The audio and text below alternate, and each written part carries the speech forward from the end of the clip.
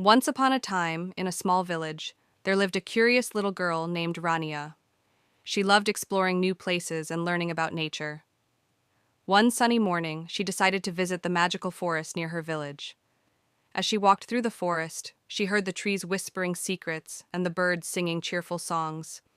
Suddenly, she saw a tiny, sparkling creature trapped under a fallen branch. It was a forest fairy.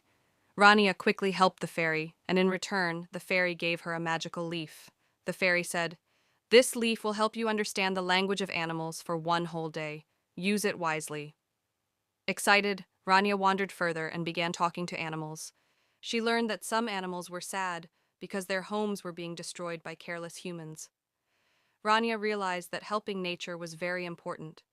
She returned to the village and shared her adventure with everyone. Together they planted trees, cleaned the forest, and promised to take care of animals.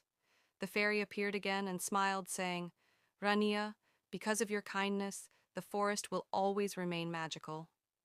From that day on, Rania became a guardian of the forest, and all the villagers learned the importance of kindness, courage, and caring for nature.